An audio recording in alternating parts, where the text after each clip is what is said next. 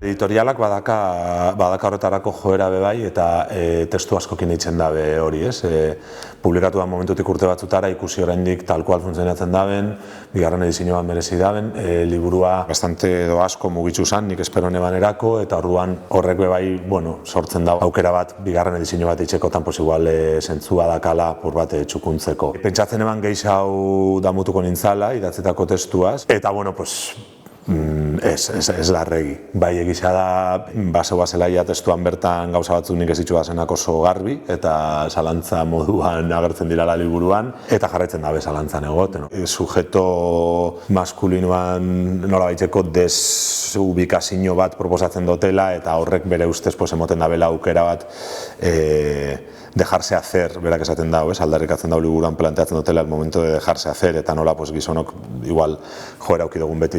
egin guk beste pertsona batzuei, baina ez guri laga itzen gauzak, eta apur bat hortikan planteatzen dago, bai. Eta gero balizioan jartzen dago berentzako bebai, adibidez, debate punitibisten inguruan, eta gauza guzti horren inguruan, berari bebai interesat jako zela, eta apur bat, Mariluzio itzen dago solako prologo amabliak horregatik eskatu natzen berari. Nire liburua zen gehiago, apur bat ja gauza hauen inguruan pentsatzen eta bueltaka da bizen pertsonei tresna bat emotia gauza batzuk sakonago pentsatzeko edo beste forma batera pentsatzeko, ez? Badoia eta badator. Liburuan inguruan aurkezpen bat eitzen duten bakoitzian, apur bat repaso txiki bat enbiadot, porque momentu batzutan hankia sartzen dut, esaten dut,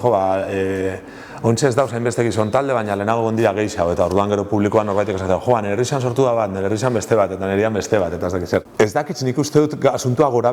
eta bera doiala, eta lotura dakala ere bai, gaixari emoten jakon atentzioak, batzutan derrepente badirudi mundua aldatuko da lagun batetik bestera zedanak dauzona begira, eta hurrengo baten ez, eta lehenengo edizioan asko berbaitzen eban, bebai, gizon honak eta gizon txarrak separatzean kontu horren inguruan, ez, eta nola iruditzen jatan oso gerturatze peligrosua, azkenean gizon txar moduan, normalian eitzen duguna da, holako maskulinidade mota batzuk karakterizau eta ridikulizau izat, eta karo, emoten dago hor kanpuan dauzen beste gizon danak oso majoak eta oso simpatikoa dira eta gaiztuak dira, hori oso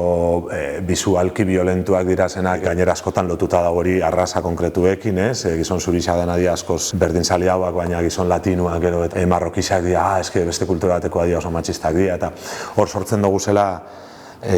olako mekanismo batzuk ieseitzeko. Eta ontxe erreakzio patriarkalakin uste dut mekanismo osantzerakoak sortzen ari dirala. Saiatu gara, saiatzen gabiz, gauza batzuk aldatzen perspektiba berdinzale batetik ez dugu lortu eta ontxe bapatian badirudi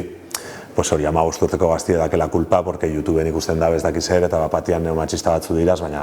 erreakzio hori gizartean kapa guztizetan dauz eta horren froga dira esaterako